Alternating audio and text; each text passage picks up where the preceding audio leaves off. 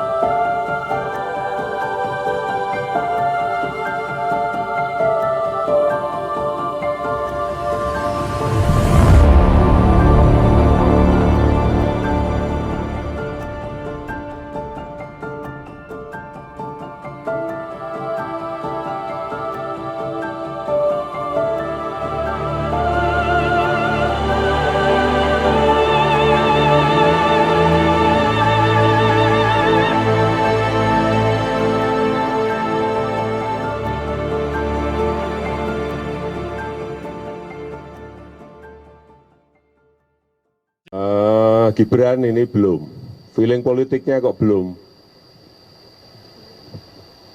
masih seneng 100% di dunia usaha, feeling politiknya belum, kelihatannya belum pengen masuk. Kaisang apalagi masih seneng-senengnya buka sini, buka sini, buka sini.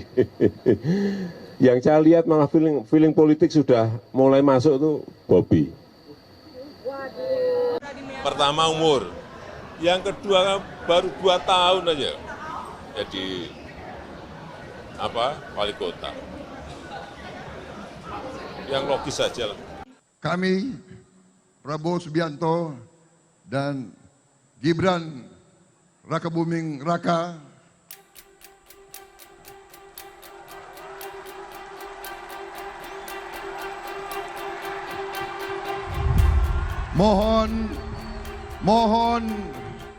mohon doa restu dari seluruh rakyat Indonesia,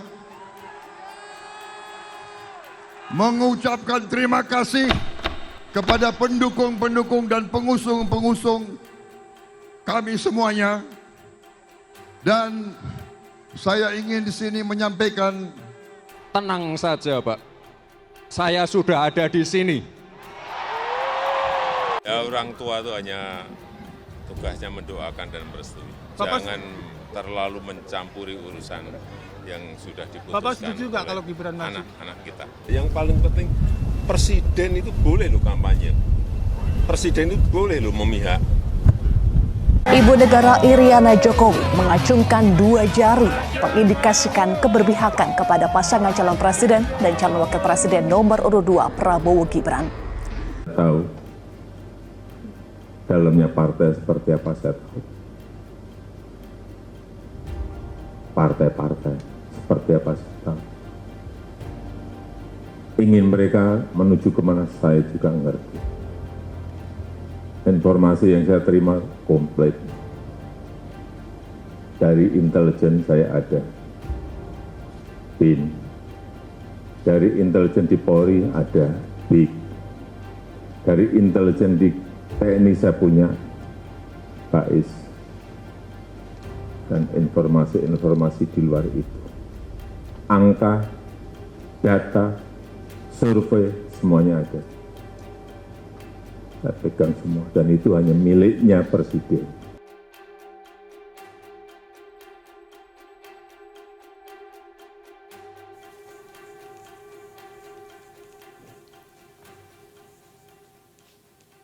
Pemilu sebentar lagi akan dimulai, pemilu presiden dan pemilu legislatif. Khusus pemilu presiden, pertanyaan paling menariknya untuk tahun 2024 adalah apakah pemilu 2024 presiden akan satu putaran. Kalau kita lihat angka yang ada menunjukkan bahwa memang pasangan 02 yang di situ ada anak presiden sedang memimpin. Dan itu barangkali yang membuat mereka sangat getol untuk berkata, mereka mau satu putaran. Dan hampir semua survei mengatakan bahwa kita akan satu putaran.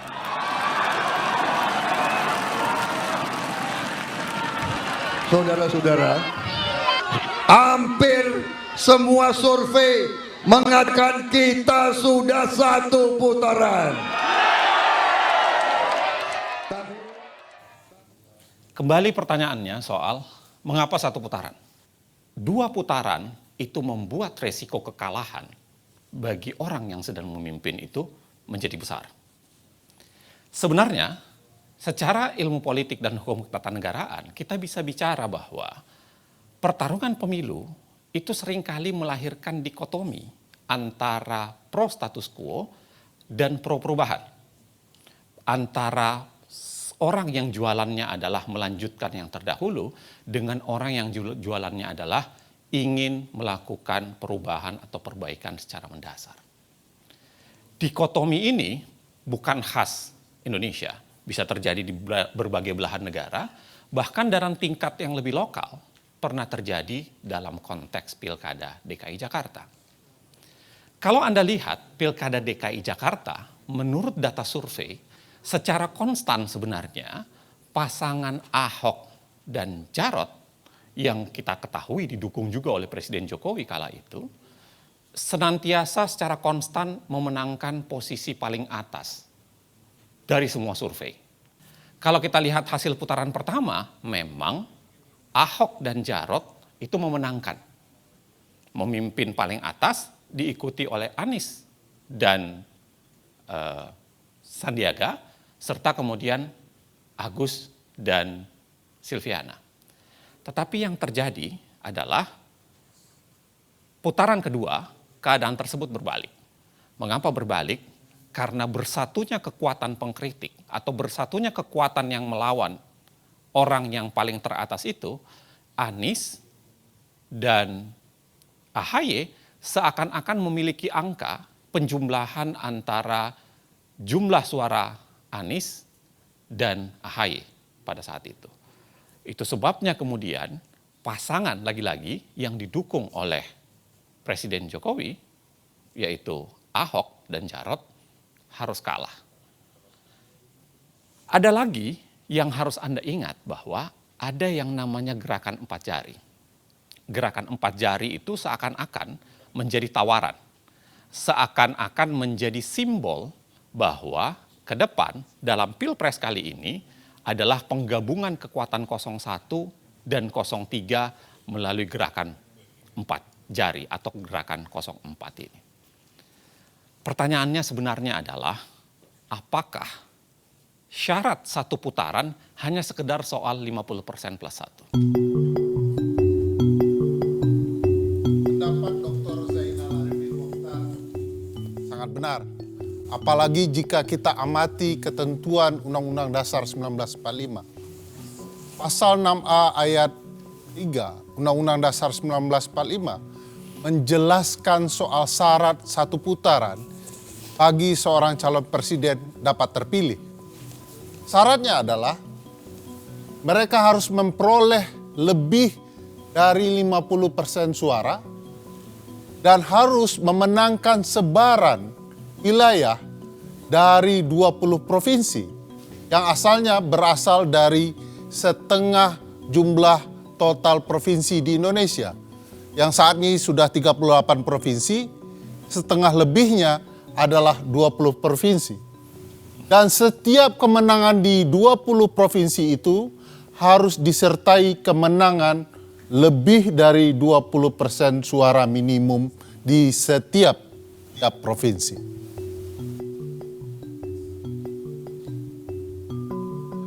Jika kita amati, kemenangan satu putaran yang pernah terjadi dalam sejarah pemilu kita pasca reformasi, di mana pemilu presiden 2009 memperlihatkan kemenangan Presiden Susilo Bambang Yudhoyono. Kita bisa melihat dari peta ini. Warna biru ini menggambarkan kemenangan presiden dan di mana saja wilayahnya. Bayangkan luasnya. Jadi tidak mudah bagi seorang calon presiden memenangkan 50% suara dalam satu putaran pemilu. 50% suara bukan faktor tunggal. Jika kita simak betapa pentingnya soal sebaran wilayah dibandingkan sebaran suara, kita bisa melihat Pulau Jawa. Pulau Jawa adalah pulau dengan populasi penduduk terbesar. Mereka memiliki 115 juta suara pemilih. Sayangnya kalau dilihat sebaran, mereka hanya memiliki 6 provinsi. Bandingkan dengan apa yang bisa kita lihat di Pulau Sumatera. Sumatera adalah pulau yang sangat menentukan sebaran wilayah. Memiliki 10 provinsi dan sangat menentukan sebaran wilayah tersebut. Mari kita lihat konteksnya pada pemilu sebelumnya. Pada pemilu 2014, Joko Widodo memenangkan 7 provinsi. Berbanding dengan Prabowo dan Hatta Rajasa yang hanya unggul di 3 provinsi. Simak lagi hasil Pilpres 2019. Presiden Joko Widodo ketika itu hanya memenangkan 4 provinsi dan Prabowo berhasil unggul di 6 provinsi. Logika mengatakan jika kedua pihak ini bergabung, maka dengan sendirinya pasangan Prabowo Gibran akan sangat-sangat mendominasi di Pulau Sumatera. Tapi pertarungan tidak sesederhana itu.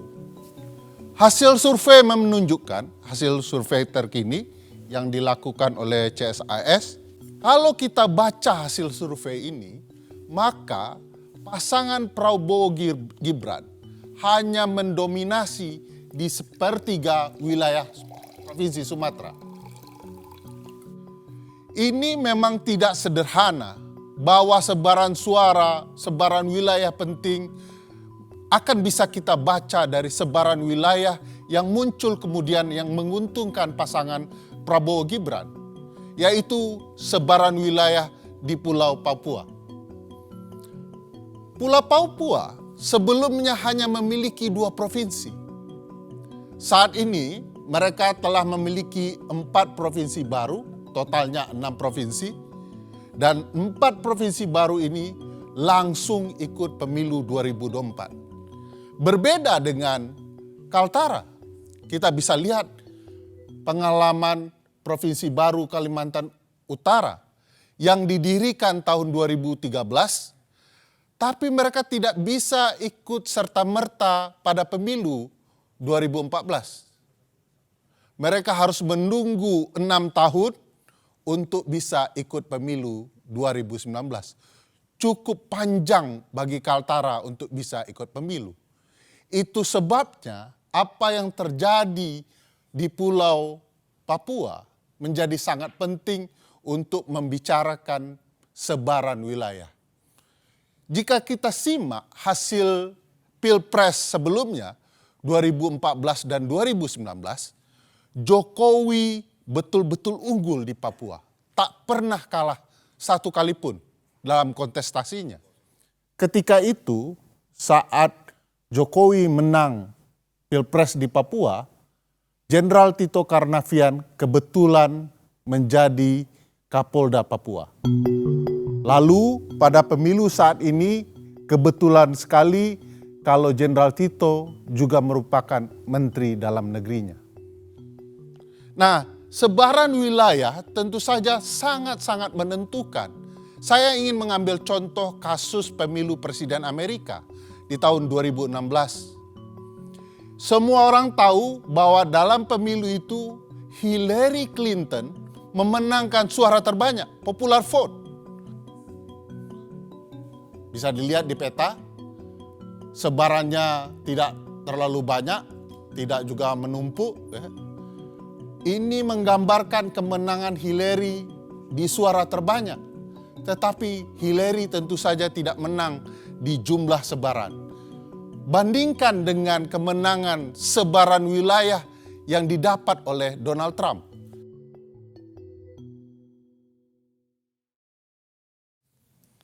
Bang Bro, sudah dari tadi?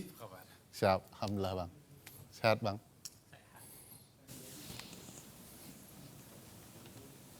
Bagus sekali Jasmine. Pinjam lari dari pagi. Lari? Lari 10 kilo. 10 kilo, buset. Makanya banyak minum.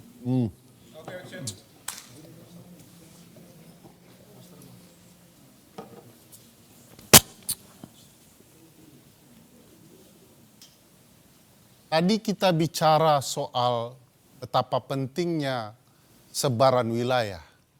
Sekarang kita mau bicara soal siapa penguasa di wilayah tersebut.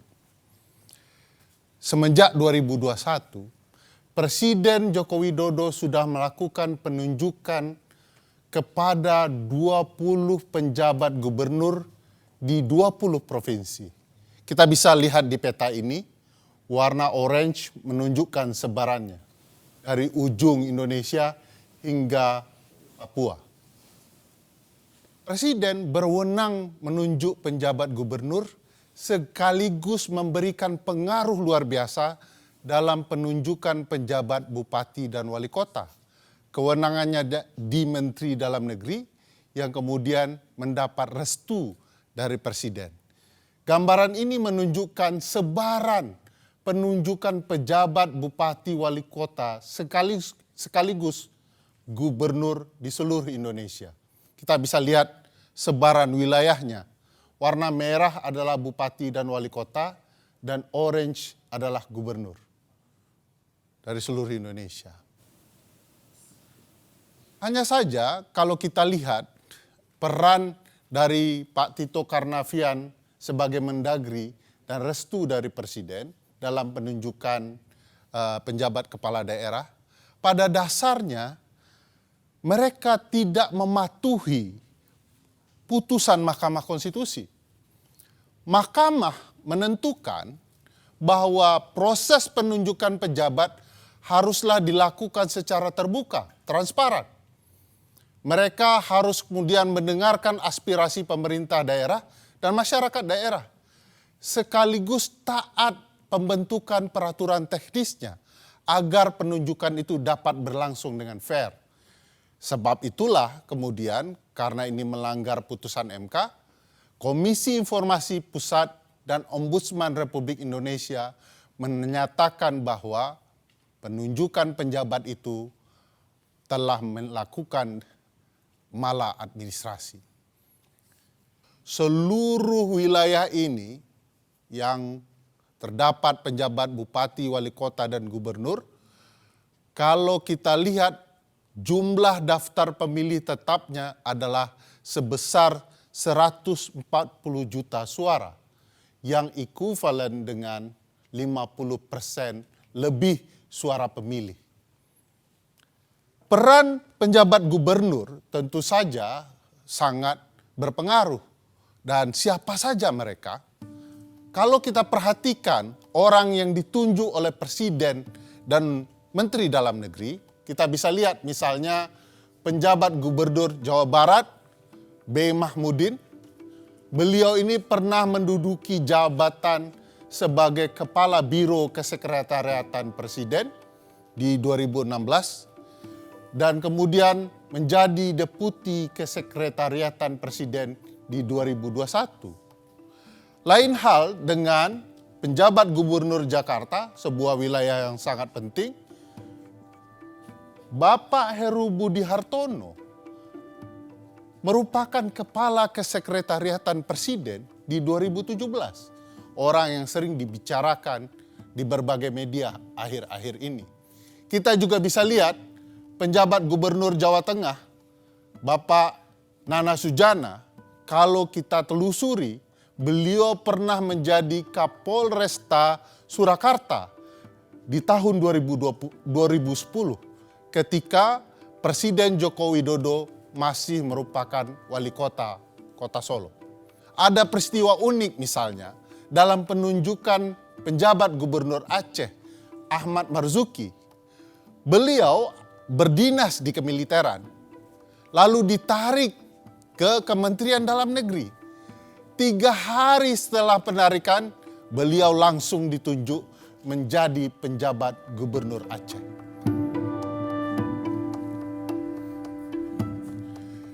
Berbagai hal bisa kita lihat antara relasi penunjukan dan berbagai peristiwa ketidaknetralan penjabat gubernur atau pejabat lain di dalam pemilu.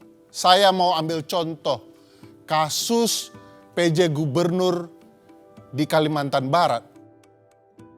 Tapi jangan lupa pilih presiden yang memihak kepada pembangunan IKN.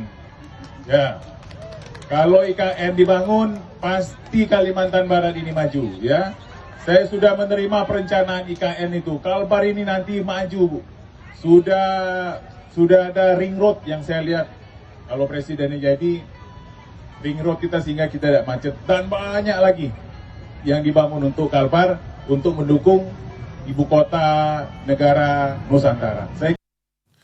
Lain dengan penjabat gubernur Kalimantan Barat, apa yang terjadi dengan penjabat gubernur Bali misalnya, kita bisa melihat bahwa penjabat gubernur melakukan perintah tindakan untuk mencabut berbagai spanduk, baliho, dan poster dari partai tertentu, bahkan calon presiden seperti Ganjar Pranowo.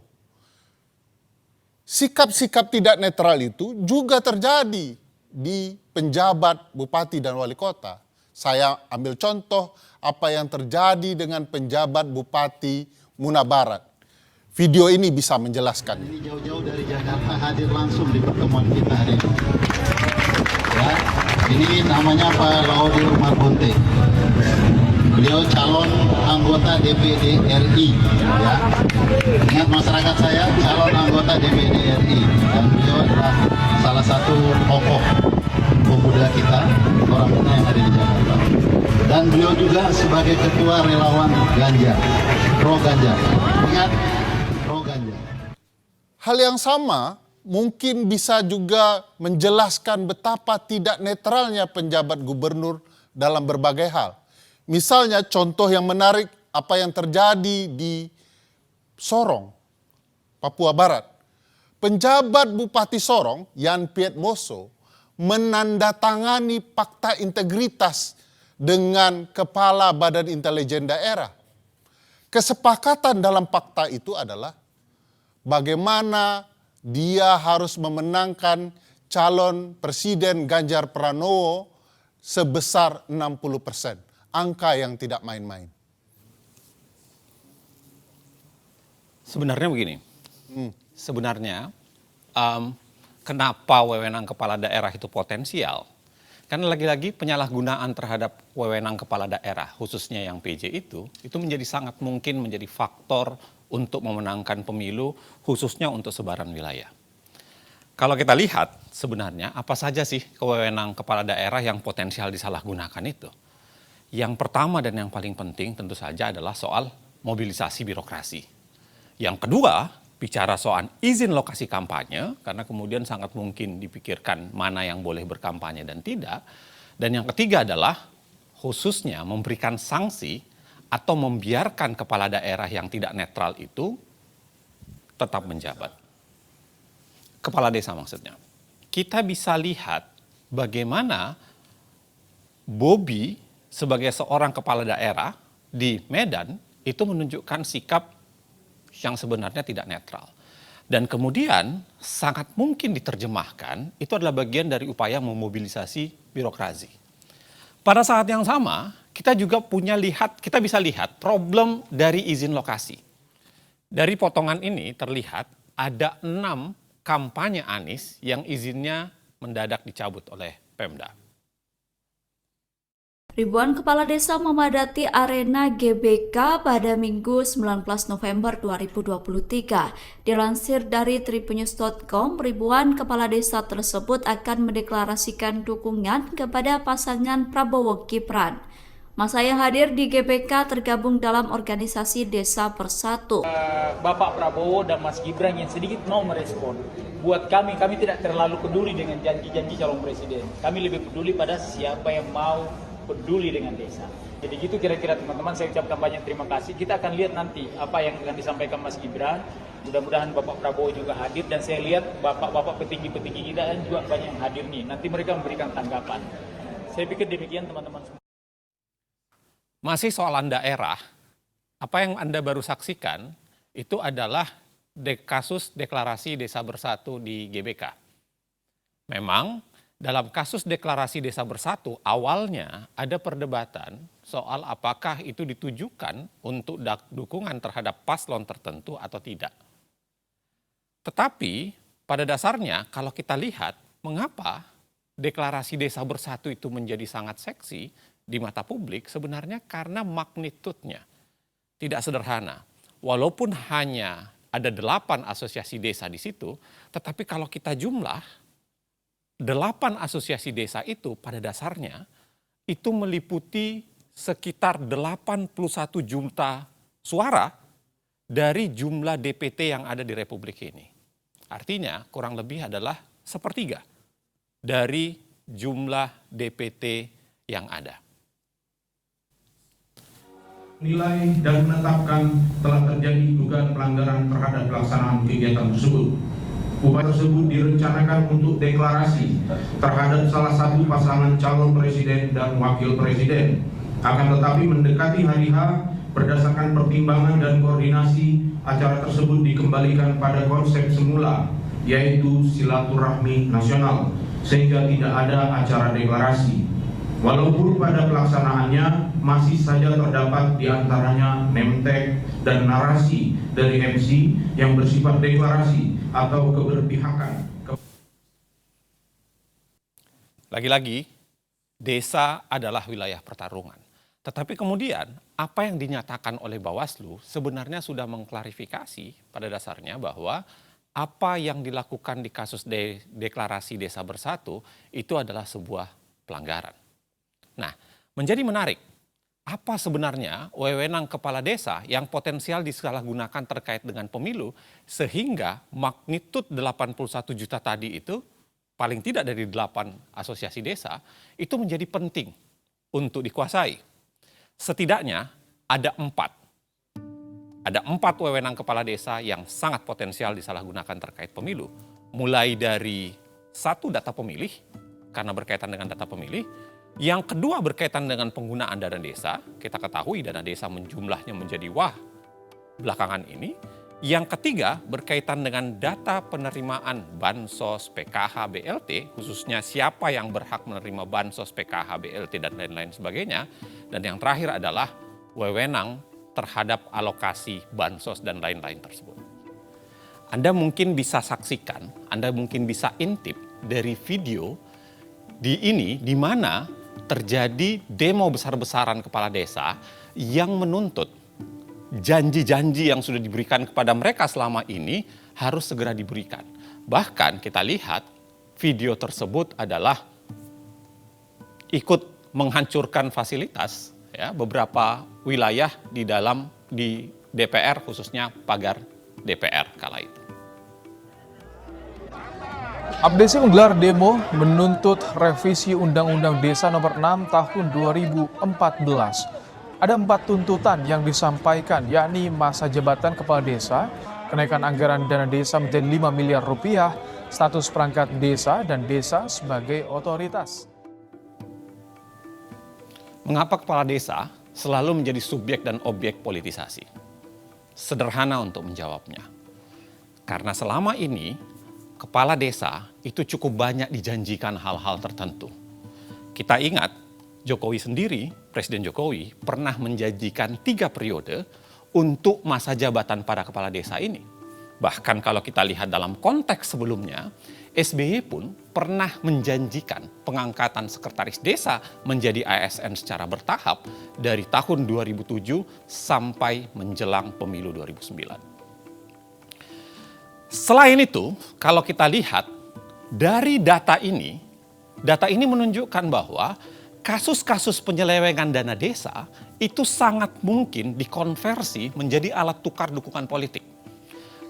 Kalau Anda lihat, bayangkan dari begitu banyak sektor tindak pidana korupsi di sepanjang tahun 2022, terbesar itu adalah APBD desa, anggaran pendapatan dan belanja desa. Dan itu sangat mungkin dikonversi, lagi-lagi sangat mungkin menjadi bagian upaya untuk menekan dan dijadikan upaya untuk dukungan politik dengan imbalan tidak melanjutkan proses bermasalah dari kepala desa tersebut. Hal lainnya, Anda bisa lihat barangkali kami merekam kesaksian kepala desa yang mengaku diminta untuk memenangkan pasangan calon tertentu oleh pihak yang berbeda. Juga terkait dengan penyaluran bansos dana desa, dan ini sebenarnya menjadi gambaran betapa pemerintahan desa itu sering ditekan. Jadi ada 2 tekanan sebenarnya, ada dari 02 juga ada dari 03. Kalau yang dari 03 itu arahan langsung dari bupati untuk memenangkan, dan targetnya adalah satu desa itu minimal 50% plus 1 kemenangan untuk paslon 03. Itu melalui camat menghubungi paguyuban kepala desa. Yang dimenangkan itu mulai dari capres, dan juga ada target dari caleg. Kalau yang dari 02 itu tiba-tiba 1 minggu sebelumnya kepala desa dikumpulkan untuk membentuk teknis penyaluran bantuan beras. Itu sangat tiba-tiba, dan datanya itu entah dari mana, itu tidak sesuai dengan data kemiskinan desa. Akhirnya juga menjadi polemik di desa. Itu yang bantuan dari pemerintah. Kemudian di hari yang sama saya dihubungi anggota kepolisian untuk meminta izin akan menggunakan balai desa untuk deklarasi 02. Waktu ada berita beberapa kepala desa yang tersangkut korupsi, tiba-tiba 3 kabupaten lain menjadi sasaran. Itu kita senantiasa diawasi Polda. Bahkan ketika kami dikejar laporan, kita harus menyiapkan laporan selama 2021 sampai 2023. Kita tiba-tiba diminta untuk menyiapkan laporan karena akan ada indikasi diperiksa oleh Polda. Ini juga kami semua kepala desa di paguyuban itu juga bingung. Akhirnya kan yang repot kami sendiri karena itu tidak sesuai dengan data kebutuhan di desa. Ya, memang kasihan mereka. Kepala desa itu dengan tidak ada pengawasan di daerah, mereka seringkali ya menjadi permainan, dan dalam pertarungan gajah kan memang seringkali rumput yang terinjak-injak kan, dan mereka yang terinjak-injak seringkali. Gitu. Korbannya lah ya. Iya. Ngomong-ngomong rumput gajah, Ya. aku mau nambahin penjelasan. Ya, langsung dia. Semangat. Ya, karena ternyata bukan hanya di level bawah kecurangan-kecurangan itu terjadi, tapi juga di kalangan pejabat negara. Siapa yang suka sama Jokowi angkat tangan. Loh, Pak Jokowi itu pan itu Pak Jokowi. Makanya kita dukung Gibran. Cocok? Gibran itu sopo sih? Ucapan terima kasih Pak Jokowi atas pembagian bansos berupa beras seberat 10 kg yang dilakukan Menko Bidang Perekonomian Airlangga Hartarto. Pembagian bansos kepada warga Mandalika di Lombok, Nusa Tenggara Barat tersebut dilakukan pada 14 Januari lalu. Jadi tolong Ibu bicara terima kasih Pak Jokowi, tolong direkam. Bisa? 1, 2, 3. Hari-hari ini kita memang seringkali melihat begitu banyak bansos atau bantuan sosial dibagi-bagikan. Kita bisa lihat di sini statistiknya mulai 2014 sampai 2024 supaya kita bisa melihat tahun demi tahun dan Anda juga bisa melihat bagaimana di setiap pemilu yang warnanya abu-abu dia akan mendadak melonjak naik dibandingkan tahun-tahun lainnya. Kecuali tentu saja pada 2020 sampai 2022 di mana kita mengalami pandemi COVID-19. Tapi bahkan kalau dibandingkan dengan itu pun tetap pemilu 2024 ini ternyata menunjukkan angka yang sangat tinggi, hampir mencapai 500 triliun.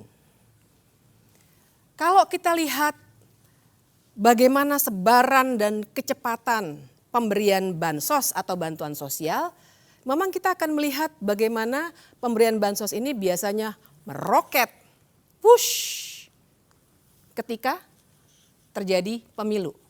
2008 santai, kemudian 2009 terjadi kenaikan, 2013 menjelang 2014 mulai rapat, kemudian 2019 kelihatan kerapatannya, kita semua bisa melihat di sini, sampai dengan pemilu 2024. Begitu rapat dan begitu banyak.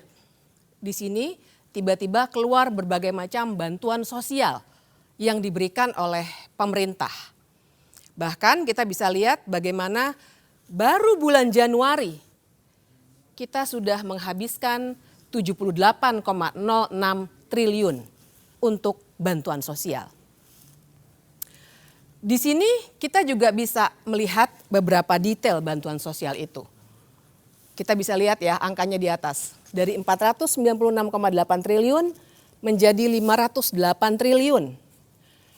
508 triliun ini sebagiannya memang belum dialokasikan, tapi sudah direncanakan untuk dialokasikan sampai dengan 2024 ini. Kita lihat detailnya misalnya bansos sembako yang mencapai 18,8 juta kepala keluarga. Kemudian kita juga bisa melihat yang angkanya besar dan beberapa kali dibicarakan, yaitu beras 10 kg per kepala keluarga yang mengcover 22 juta kepala keluarga. Yang juga angkanya signifikan dan banyak dibincangkan adalah bantuan langsung tunai. 18 juta kepala keluarga akan mendapatkannya. Di sini kita lagi-lagi bisa melihat bagaimana bantuan sosial ini meroket menjelang pemilu, ya, dan kita bisa melihat bagaimana kemudian bansos ini dipergunakan secara berlebih-lebihan dan melebihi apa yang dilakukan pada saat pandemi COVID-19. Tidak hanya bantuan sosial, pemerintah juga mengeluarkan kebijakan populis lainnya. Misalnya gaji PNS, TNI dan Polri termasuk PPPK yang naik 8% pada 2024. Selain itu juga ada kenaikan gaji pensiunan PNS yang naik 12% di 2024. Kita jadi bisa bertanya-tanya apakah memang itu upaya-upaya itu adalah cara untuk menaikkan kesejahteraan atau memang hanya populisme belaka?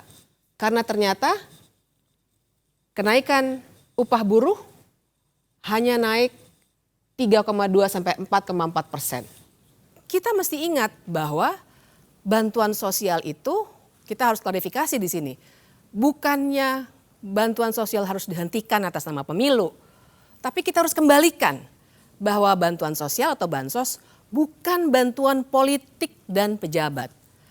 Bantuan sosial itu sebenarnya adalah cara untuk secara cepat melaksanakan amanah dari Pancasila, sila kelima soal keadilan sosial.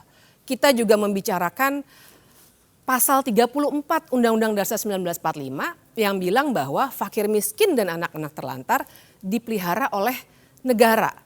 Memang idealnya cara mensejahterakan rakyat itu dengan melalui pendidikan, lapangan pekerjaan, dan hal-hal lain yang sifatnya struktural. Tapi baiklah, bansos harus dilakukan untuk mengatasi dengan waktu cepat. Tapi soalnya adalah kalau itu adalah fasilitas negara, kan seharusnya pemberiannya juga dilakukan sesuai dengan struktur kenegaraan kita. Siapa yang berhak ataupun berwenang memberikan bantuan sosial itu? Kementerian Sosial jawabnya. Uniknya ternyata sebenarnya data Kementerian Sosial yang namanya data kesejahteraan terpadu tidak digunakan. Barangkali kebetulan Menteri Sosial kali ini ada dari PDI Perjuangan yang sedang berseberangan dengan penerus Jokowi. Bicara soal bantuan sosial lagi-lagi kita akan lihat penyebarannya yang luar biasa. Dalam waktu 2 bulan, ini semua 2 bulan dilaksanakannya, kita bisa melihat di mana saja penyebaran bantuan sosial itu dilakukan. Mulai dari Serang sampai dengan di sebelah sini, terkumpul di sini.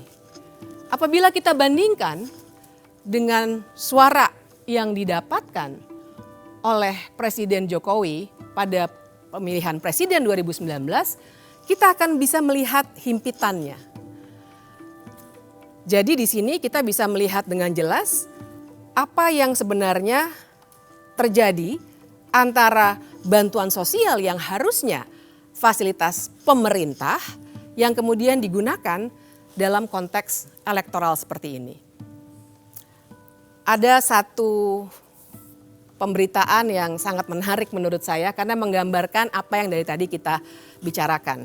Kita bisa melihat dalam berita ini adalah soal bansos. Kita bisa melihat aparat, gubernur yang tadi juga dibicarakan, dan ajakan memilih capres yang melanjutkan Jokowi. Pertanyaan berikutnya adalah mengapa? Mengapa bansos juga dijadikan alat berpolitik dan lain sebagainya?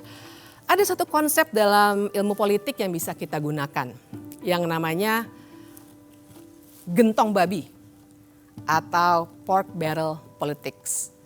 Pork barrel, jadi memang istilah ini mengacu pada masa perbudakan di Amerika Serikat yang gambarannya seburuk perbudakan itu sendiri.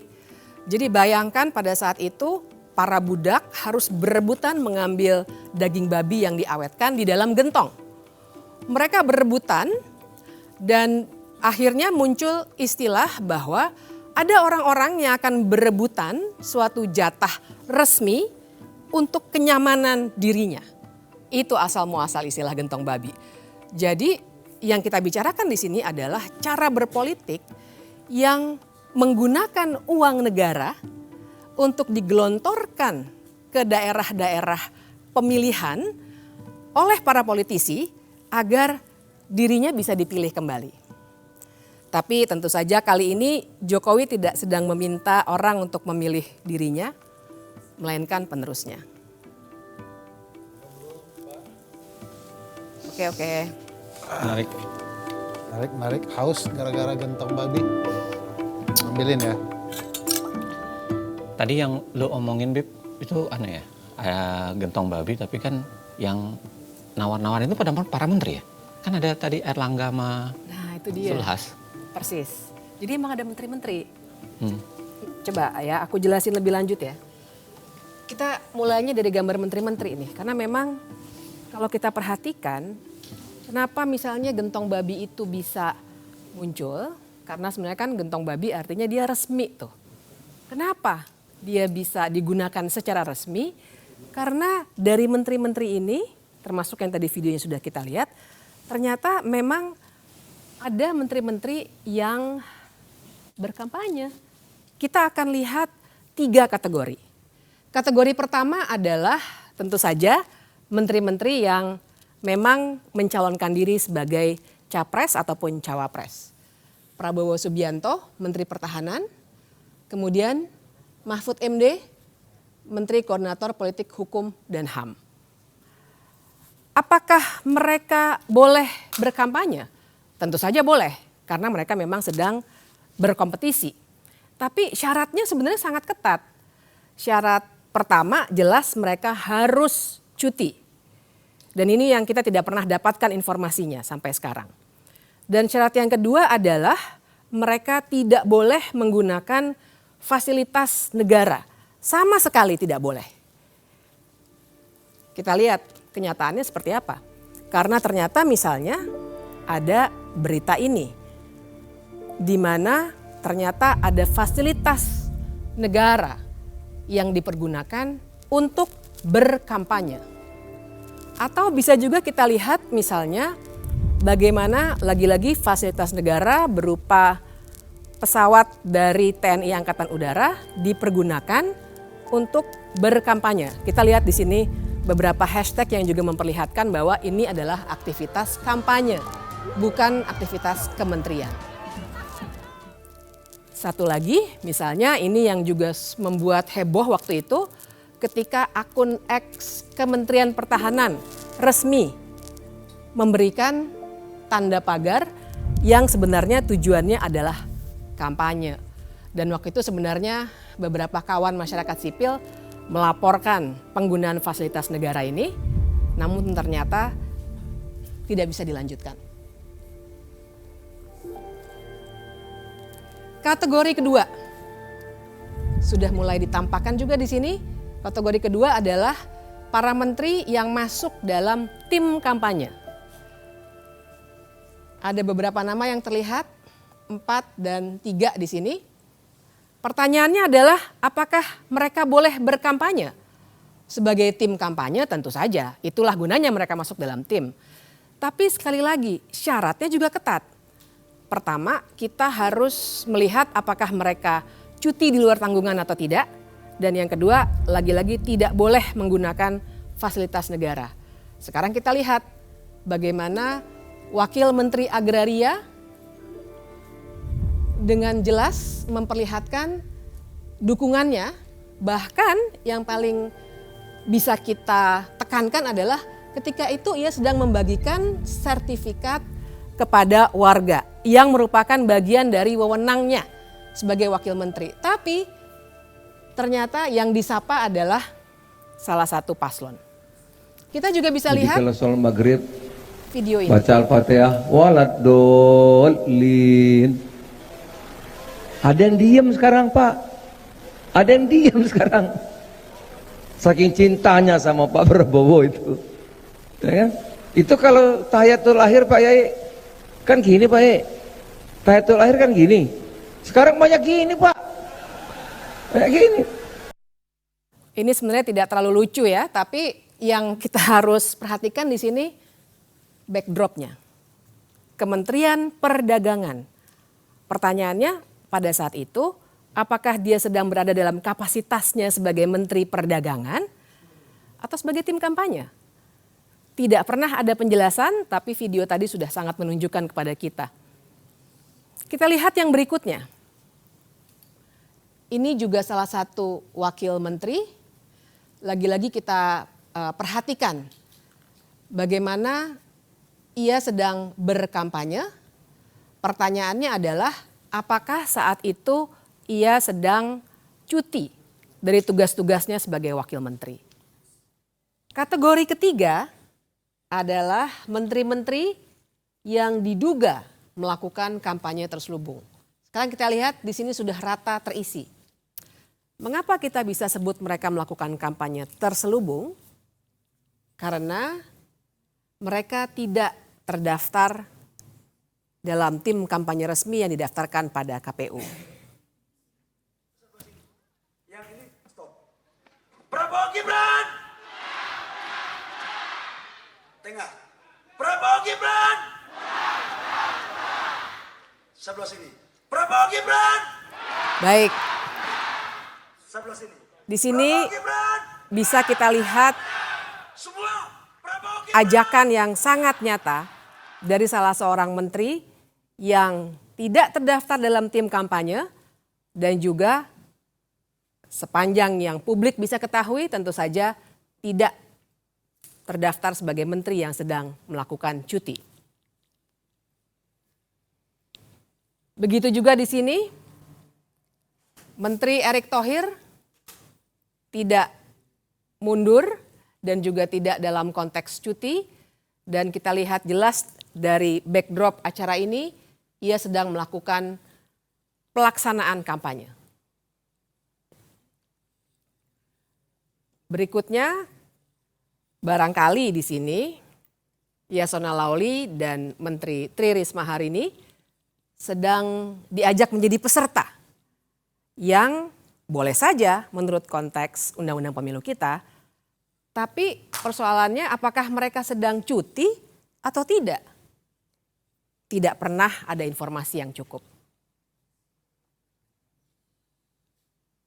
Satu lagi kita bisa lihat juga sebuah dukungan terbuka, kita bisa lihat lagi dari backdropnya dari salah seorang menteri, dan pertanyaannya sama, apakah ia sedang melaksanakan kampanye yang nampak seperti itu? Kalaupun ia ikut serta, apakah dia cuti atau tidak? Tidak ada informasi, dan lagi-lagi kalau kita lihat daftarnya, ia tidak terdaftar dalam tim kampanye paslon yang didukung. Jadi ini dari saya sampaikan. Jadi saya sampaikan simpulan saya, saudara-saudara sekalian sebangsa tanah air. Kita pilih orang yang tepat menjadi Presiden Republik Indonesia. Tanggal 14 yang tepat. Saya pribadi memilih Pak Prabowo alasan yang sangat sederhana, berkelanjutan. Dan dia punya spirit NKRI yang bagus dan dia membuktikan keberhasilan dia yang lalu. Itu tidak dapat diungkiri. Itu dari saya, pesan dari saya sekali lagi Luhut Binsar Panjaitan. Pilih Prabowo karena menurut saya dia pilihan terbaik untuk presiden pada saat ini. Dan itu akan membawa kemajuan ke Indonesia dan membawa keberlanjutan Indonesia. Dan terakhir, setelah tanggal 14 kita sudah coblos, kita damai lagi, guyup lagi. Jangan lagi datang dengan kata-kata yang tidak bagus, kita harus berdamai. Karena nanti 5 tahun lagi ada pesta demokrasi. Mari kita berpesta demokrasi dengan baik, dengan santun, supaya Indonesia ini menjadi bagus. Tidak ada yang Begitu terangnya dukungan ini diberikan, sehingga kita bisa menduga ada kampanye terselubung yang tengah terjadi. Tapi bagaimana mereka bisa begitu berani melakukan kampanye itu? Bisa jadi karena presiden juga sebenarnya tidak netral. Pertanyaannya kan apakah presiden harus netral? Ya tentu harus. Dia harus netral dalam perilakunya. Dia boleh mendukung sebagai makhluk politik, tentu saja presiden makhluk politik. Dia pasti punya keberpihakan. Tapi silakan simpan saja keberpihakan itu di kepalanya sampai nanti dia mencoblos di TPS. Tapi berkampanye beda dengan netral. Kalau pertanyaannya kemudian apakah presiden boleh berkampanye?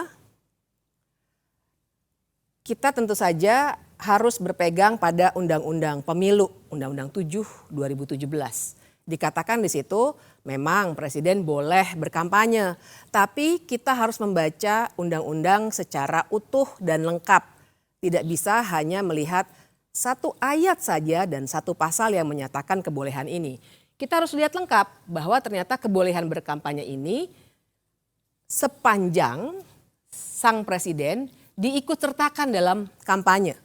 Seperti yang tertera di pasal 281. Jadi dia tidak boleh menjadi pelaksana kampanye itu sendiri kecuali jika dia adalah petahana yang mencalonkan lagi. Ini jelas ada di pasal 299 ayat 1.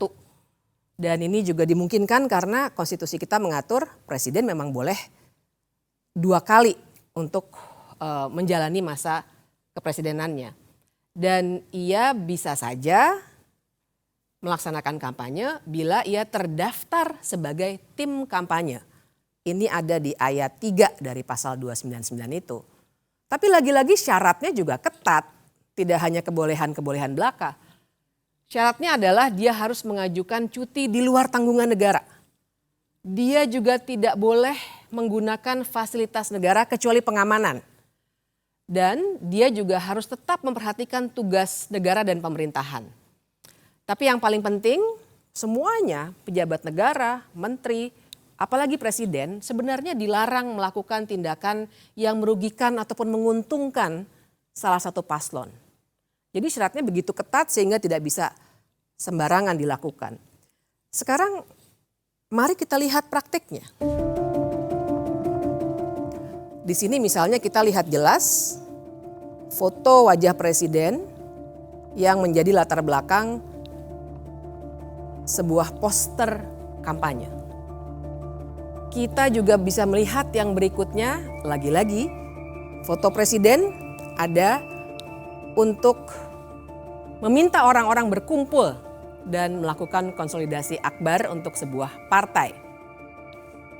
Yang berikutnya kita juga bisa lihat berbagai acara di mana presiden secara aktif dan juga dalam posisinya yang tidak cuti melakukan pertemuan-pertemuan dengan menteri-menteri yang duduk dalam koalisi paslon tertentu. Perbandingannya adalah mengapa menteri-menteri lainnya yang tidak tergabung dalam paslon tertentu itu tidak mendapat perlakuan yang sama. Apalagi kita juga punya satu foto yang begitu menghebohkan waktu itu, di mana presiden berdiri di samping menterinya yang menjadi calon presiden dan berada di fasilitas negara, yaitu lapangan udara Angkatan Udara. Di depan alutsista juga, ia menyatakan dengan tegas bahwa presiden boleh berkampanye. Masih bicara fasilitas negara, kita juga bisa melihat mobil kepresidenan digunakan untuk mengkancungkan tanda dukungan. Sekarang semua penyalahgunaan wewenang ini, siapa yang sebenarnya bisa menindak? Kita punya Bawaslu.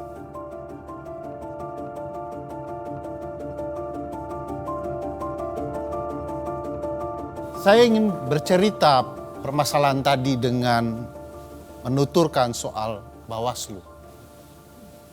Tentu saja segala kecurangan itu harus ditangani oleh Bawaslu dan ini merupakan tugas konstitusionalnya untuk mengawasi setiap tahapan penyelenggaraan pemilu.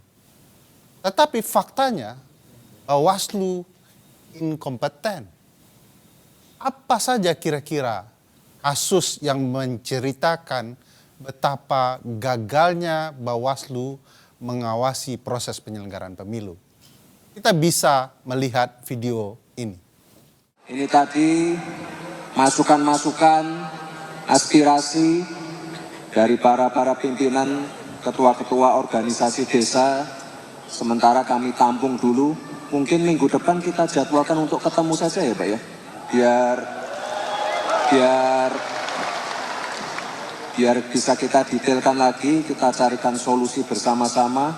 Dan ya kita harap kalau di visi misi kami sudah ada Pak, misalnya membangun dari bawah dan dari desa, itu salah satunya. Tapi nanti akan kami detailkan lagi yang jelas. Nilai dan menetapkan telah terjadi dugaan pelanggaran terhadap pelaksanaan kegiatan tersebut. Upaya tersebut direncanakan untuk deklarasi terhadap salah satu pasangan calon presiden dan wakil presiden. Akan tetapi mendekati hari H, berdasarkan pertimbangan dan koordinasi, acara tersebut dikembalikan pada konsep semula, yaitu silaturahmi nasional, sehingga tidak ada acara deklarasi.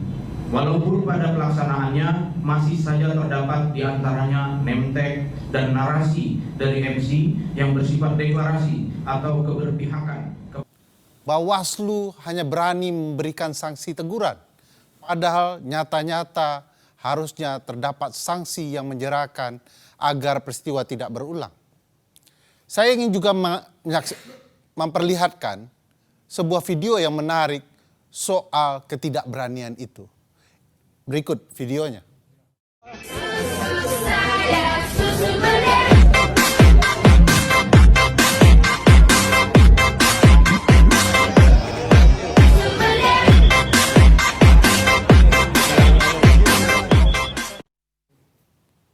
Kasus ini menarik karena Bawaslu RI tidak berani menanganinya, menyerahkan penanganan dan prosesnya di Bawaslu DKI Jakarta. Tetapi temuan Bawaslu DKI Jakarta adalah ini merupakan pelanggaran perda. Dan sebagaimana kita ketahui, kalau terjadi pelanggaran terhadap peraturan daerah atau perda, maka yang menentukan pemberian sanksinya adalah pemerintahan daerah. Dalam hal ini PJ Gubernur DKI Jakarta. Lagi-lagi ada kasus yang menarik soal tidak inkompeten atau inkompetennya Bawaslu dalam kasus akun X Kementerian Pertahanan. Di akun ini terlihat bahwa jelas-jelas ada upaya kampanye terang-terangan di akun resmi, tanda contreng. Tetapi kemudian kita bisa ketahui bahwa kasus ini tidak berlanjut karena menurut Bawaslu kurang materi. Padahal materinya sudah jelas ini pemanfaatan ruang atau kewenangan yang dimiliki oleh lembaga negara. Integritas Bawaslu yang dipertanyakan itu tentu berkaitan dengan bagaimana mereka diseleksi dan siapa yang kemudian menyeleksi mereka. Salah satu yang menjadi figur sentral adalah Ketua Pansel Dr. Juri Ardiantoro. Beliau adalah pansel Bawaslu yang kemudian kita ketahui merupakan tim sukses Jokowi di Pilpres 2019. Dan bahkan kita juga mengetahui juri adalah saat ini menjadi anggota TKN 2024 yang mengusung pasangan Prabowo Gibran. Kalau kita simak lebih jauh, bahkan Juri Ardiantoro pernah menjadi anggota Kepala Staf Presiden, KSP. Dan kita mengetahui relasi ini mempertegas hubungan Juri dan Jokowi. Kita bisa lihat Juri merupakan komisioner KPU 2012-2017 di mana Presiden Jokowi terpilih dalam pemilu Presiden 2014. Dan di tengah waktu dia kemudian ditunjuk menjadi Ketua KPU 2016-2017. Saya punya pengalaman menarik soal proses seleksi itu. Sebagai salah satu anggota di sebuah WhatsApp grup teman-teman kepemiluan, beredar screenshot dan berbagai foto-foto yang kemudian membangun kecurigaan bahwa proses seleksi Bawaslu sudah ditentukan jauh hari sebelum kelolosannya. Dalam grup itu beredar screenshot foto-foto yang memperlihatkan nama-nama anggota Bawaslu yang lolos. Nama-nama itu disandingkan dengan nama-nama partai dan kita lihat bahwa nama-nama yang sama kemudian terpilih menjadi anggota Bawaslu di 4 hari kemudian. Apakah ini sebuah ketidaksengajaan? Memang perlu penelusuran lebih jauh. Tetapi ini menarik memperlihatkan bagaimana proses pemilihan mereka ternyata ada keraguan di mata publik. Mereka diragukan integritasnya padahal semestinya sebagai penyelenggara pemilu mereka non-partisan. Disebut di dalam Undang-Undang Dasar mereka harus mandiri. Masalah yang terjadi di Bawaslu tidak sendirian. Sebagai penyelenggara pemilu, KPU juga memiliki masalah yang sama. Soal KPU, saya ingin seseorang menjelaskan lebih jernih. Mungkin Dr. Uceng yang punya pengalaman soal ini bisa menuturkan.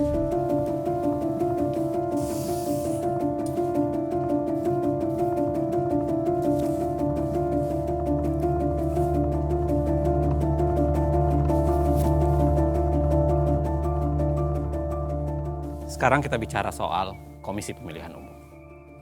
Secara konstitusional, Komisi Pemilihan Umum memiliki fungsi yang sangat luar biasa, khususnya untuk menyelenggarakan pemilihan umum di Republik ini. Dari sekian banyak fungsi KPU atau wewenang yang dimiliki oleh KPU, salah satu yang paling utama dalam kaitan dengan pemilu adalah menentukan siapa yang ikut pemilu. Dan itu dikenal dengan konsep khususnya untuk partai politik adalah tahapan verifikasi yang bersifat administratif maupun faktual. Syarat parpol untuk lolos verifikasi pada dasarnya sebenarnya itu ada beberapa catatan. Yang pertama adalah harus 100% kepengurusan dan kantor di ibu kota provinsi, 75% kepengurusan di kabupaten kota, 50% kepengurusan di kecamatan, dan ini yang paling penting ditambahkan adalah 30% keterwakilan perempuan. Dan itu pun sebenarnya minimal ya 100 atau maksud saya 1.000 orang dengan kartu tanda anggota per kabupaten kota. Mari kita periksa apakah syarat lolos verifikasi parpol ini dikerjakan KPU dengan baik. Kita kasih satu contoh, kasus Partai Gelora. Dalam kasus Partai Gelora yang lolos menjadi peserta pemilu, tetapi kalau kita lihat di lapangan ada begitu banyak kejanggalan. Kita lihat dari dokumen berita acara KPUD Murung Raya di Kalimantan Tengah yang menyatakan ada instruksi KPU agar mengubah status Partai Gelora dari tidak memenuhi syarat menjadi memenuhi syarat. Kalau kita lihat secara keseluruhan ya, Partai Gelora tidak memenuhi syarat, khususnya syarat soal 1.000 orang berkartu anggota di Kabupaten Murung Raya. Dari sampel uji petik yang dilakukan terhadap 114 kartu tanda anggota, Partai Gelora hanya memenuhi 85 orang yang terverifikasi punya kartu tanda anggota. Namun luar biasanya, partai ini tetap dinyatakan lolos. Tidak sekedar di Murung Raya, kasus Sangihe pun melihatnya menjadi menarik. Di kasus Sangihe, pengakuan salah seorang aparatur sipil negara telah melakukan kecurangan, mengubah verifikasi partai yang tidak lolos menjadi lolos. Jadi penyesuaian itu secara teknis bahwa memang men-NS-kan sejumlah orang dan TNS, PNS untuk bisa mencapai syarat minimal di daerah masing-masing. Jika saya ulangi, pertanyaan mendasarnya adalah ada apa dengan Gelora? Kita harus ingat, Partai Gelora itu adalah partai yang didirikan oleh ex-PKS. Partai Keadilan Sejahtera. Sekarang Gelora itu berada di koalisi 02 yang di situ ada anak presiden, dan PKS berada di koalisi 01. Artinya lolosnya Gelora memang berpotensi memecah suara pemilih PKS yang selama ini menjadi pemilih termasuk pemilih yang paling militan. Dalam teori hukum atau hukum tata negara ataupun ilmu politik, teori ini dikenal dengan teori shadow partai politik. Jadi teori shadowing pada dasarnya adalah parpol diciptakan adalah adanya parpol yang menjadi shadow atau bayangan untuk memecah suara partai dengan segmen pemilih yang sama di partai yang lain. Dan itu kira-kira bisa terjadi kalau kita lihat dalam konteks Partai Gelora dan konteks Partai PKS.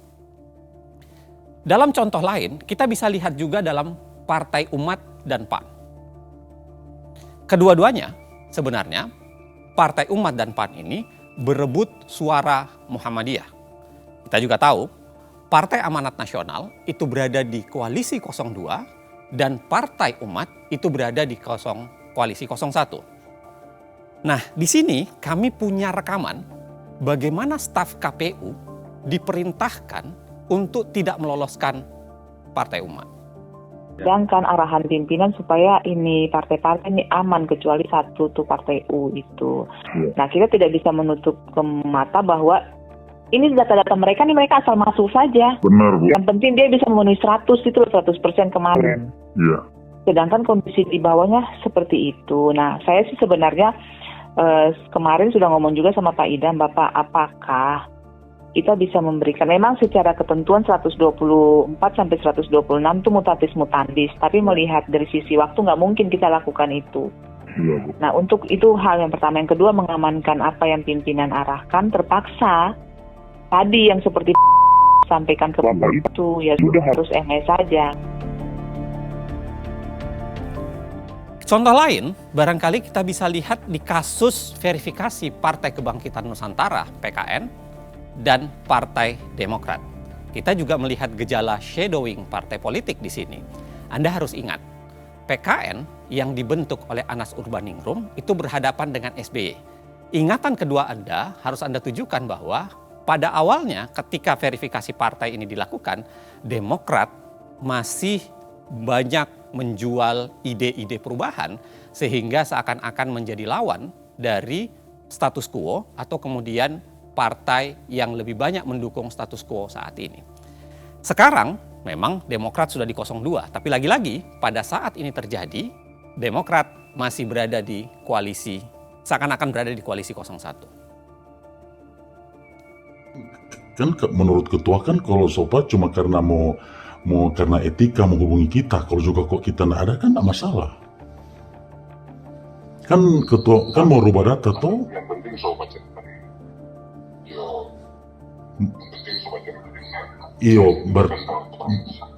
berarti ini mau manipulasi data dan ketua. Manipulasi data, ketua ini melaksanakan arahan Mar kan memanipulasi data. PKN kan cuma 1 MS. Kau mau jadi berapa MS-nya nggak manipulasi itu? Jadi bagaimana pakai istilah melaksanakan arahan itu saja. Melaksanakan arahan dengan merubah data. Iya toh. Istilah merubah data pokoknya melaksanakan arahan saja. Iya, melaksanakan arahan dengan merubah data toh. Ya, kalau begitu oke. Tapi kalau manipulasi. Sekarang kalau nyak manipulasi dan ketua apa dang? Dari 1 MS kau mau jadi banyak MS, bukan manipulasi DP nama itu. Ketua sarjana hukum. Ketua sarjana hukum toh kita rasa ketua lebih paham. Ketua kan sarjana hukum.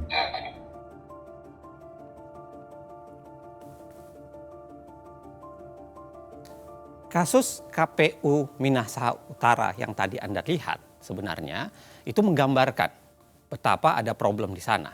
Tetapi menariknya memang sampai saat ini agak sulit kemudian melakukan verifikasi lagi terhadap kasus itu. Karena kita harus ingat Ketua KPUD Minahasa Utara sudah meninggal dunia pada bulan Juni 2022 akibat serangan jantung.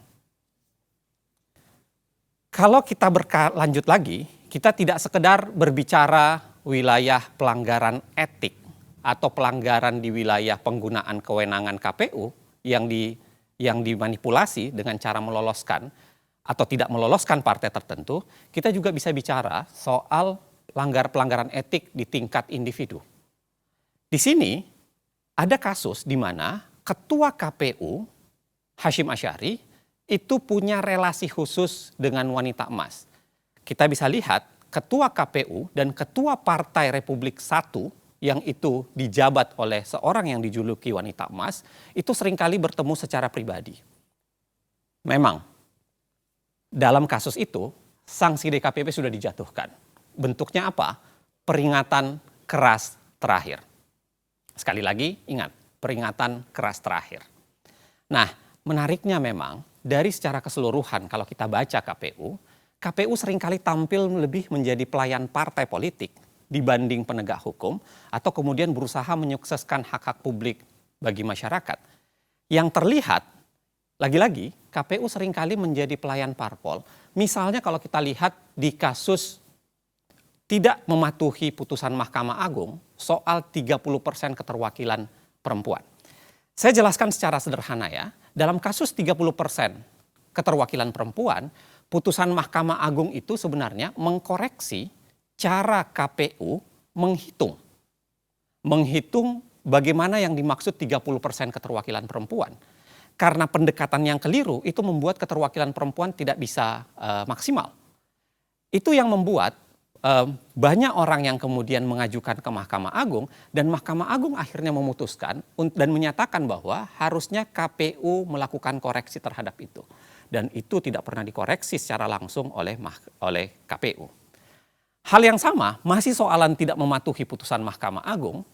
Dalam kasus napi koruptor, kejadian pun relatif terjadi sama. Dalam kasus ini, KPU tidak mematuhi putusan Mahkamah Agung soal napi koruptor, khususnya berkaitan dengan bagaimana napi koruptor itu bisa mencalonkan dengan ketentuan lebih spesifik yang diatur dalam peraturan KPU. Kalau kita lihat dari daftar parpol dan caleg bekas koruptor di 2024, ini adalah peta sederhananya untuk menggambarkan bahwa ada serangkaian partai sebenarnya yang masih mengusung caleg bekas koruptor. Dan itu hampir tersebar di semua partai yang berkontestasi di pemilu kali ini. Apa yang saya mau jelaskan sesungguhnya adalah sederhana. KPU tebang pilih dalam menjalankan putusan pengadilan. Putusan Mahkamah Agung diabaikan soal perempuan dan soal keterwakilan, soal caleg koruptor. Tetapi yang menarik, putusan Mahkamah Konstitusi soal Gibran langsung dijalankan dengan cepat. Saat anak presiden mendaftar, KPU belum membuat peraturan baru. KPU tidak merevisi aturan Komisi Pemilihan Umumnya. Tapi pendaftarannya diterima dan Gibran buru-buru disahkan sebagai calon wakil presiden.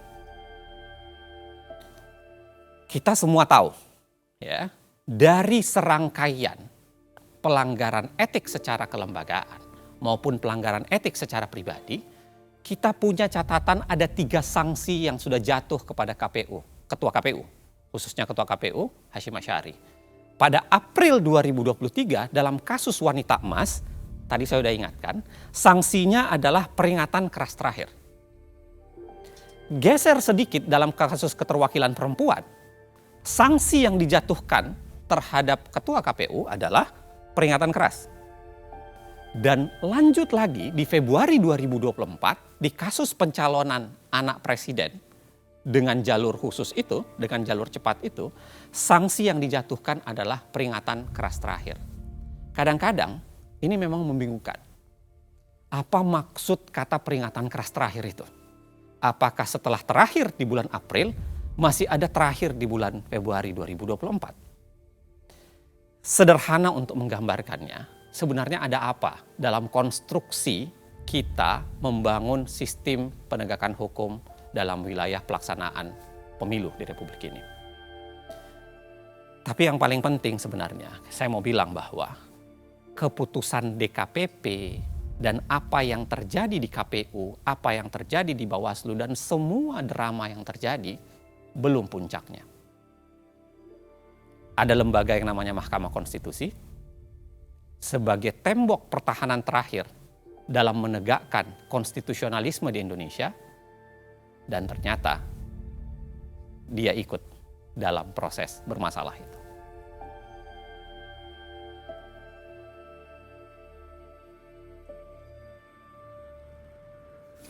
Puncak dari semua cerita tadi ada di sini. Mahkamah Konstitusi. Ada beberapa hal yang akan kita lihat bersama-sama mengapa Mahkamah Konstitusi menjadi puncak dari cerita-cerita yang dari tadi sudah kita lihat sama-sama. Yang pertama, kita melihat ada kontradiksi di Mahkamah Konstitusi. Bayangkan sebuah pagar untuk memagari pencalonan presiden dan wakil presiden. Di satu sisi, untuk syarat mencalonkan yang berupa ambang batas pencalonan presiden atau presidential threshold 31 kali, 31 ditolak oleh Mahkamah Konstitusi dengan berbagai alasan. Tapi ketika ada syarat lain yang diminta untuk diubah, tiba-tiba Mahkamah Konstitusi membuka pintu lebar-lebar hanya 1 kali permohonan. Apalagi kita harus ingat, cara untuk mengubah undang-undang melalui Mahkamah Konstitusi sebenarnya adalah cara yang dalam tanda kutip instan. Karena harusnya perubahan undang-undang dilakukan oleh pembentuk undang-undang sesuai pasal 20 Undang-Undang Dasar 1945. Dan kita juga akan melihat adanya konflik kepentingan. Jangan lupa kita juga nanti akan melihat bagaimana pendapat hukum 9 hakim konstitusi yang akan sangat menarik untuk kita gali. Yang kelima, semua permohonan yang diajukan untuk persoalan yang sama ditolak kecuali 1 dan sangat spesifik. Yang keenam, putusan itu juga langsung berlaku. Tidak ditunda sampai pemilu berikutnya ataupun tidak ditunda sampai beberapa tahun tapi langsung berlaku saat itu juga. Yang ketujuh, permohonan ini sebenarnya sempat dicabut, kemudian didaftarkan kembali di hari libur.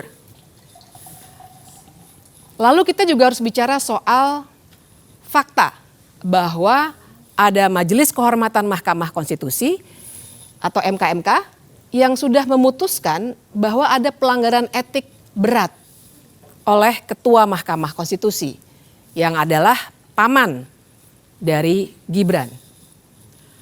Namun putusan MKMK itu karena terkait etik memang tidak langsung membatalkan putusan. Putusan 90 tetap berlaku. Perlu ada catatan juga bahwa Ketua Majelis Kehormatan MK itu ternyata punya potensi benturan kepentingan. Perlu saya jelaskan di sini bahwa menantu dari Ketua MKMK sekarang tengah mencalonkan sebagai anggota legislatif dari partai dalam koalisi yang mengusung Gibran. Dan anak dari Ketua MKMK itu juga pengurus di partai tersebut. Kemudian kita nanti akan melihat ada indikasi transaksi di balik konstitusi yang bisa terlihat dari fakta bahwa si pemohon menggugat calon wakil presiden karena wan prestasi di pengadilan perdata. Dan yang terakhir, Ketua MK yang tadi sudah diberikan sanksi etik untuk diberhentikan sebagai Ketua MK, ternyata malah menggugat ke Pengadilan Tata Usaha Negara supaya jabatan Ketua MK dikembalikan kepada dirinya.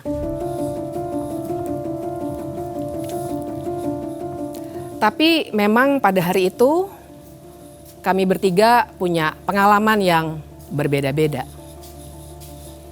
Silakan Mas Uceng, Uda Ferry, bagaimana pengalaman pada hari itu yang bisa menggambarkan ke semua 11 yang tadi saya jelaskan sehingga sebenarnya sebuah media massa nasional mengatakan bahwa Gibran adalah anak haram konstitusi. Ya, kami ingin memulai dengan argumentasi bahwa setiap peristiwa bahkan kejahatan bisa dibongkar dengan mengungkap siklus waktu. 9 Maret, Partai Solidaritas Indonesia mengajukan permohonan pengujian Undang-Undang Pemilu, tepatnya pasal 169 huruf Q yang mengatur soal batas usia calon presiden dan calon wakil presiden. Ketentuannya menghendaki hanya orang yang sudah berusia 40 tahun yang dapat mengajukan diri sebagai calon presiden atau calon wakil presiden.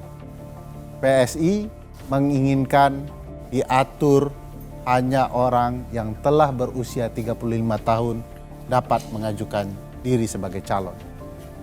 Yang menarik dari PSI adalah ketika permohonan ini berjalan, komposisi ketua atau pimpinan PSI dirombak. Gibran yang merupakan kakak dari Kaisang yang semula diajukan sebagai calon presiden oleh PSI mengganti ketuanya menjadi adik Gibran, yaitu Kaisang. Lalu harus diingat bahwa Ketua Mahkamah Konstitusi adalah paman dari Gibran dan Kaisang. Juga sangat penting dalam perkara itu karena ini pengujian undang-undang, maka dengan sendirinya termohon dalam pengujian ini adalah pemerintah yang dipimpin oleh ayah Gibran, yaitu Presiden Joko Widodo. Ini menjadi catatan penting kalau kita bicara konflik kepentingan dalam perkara ini.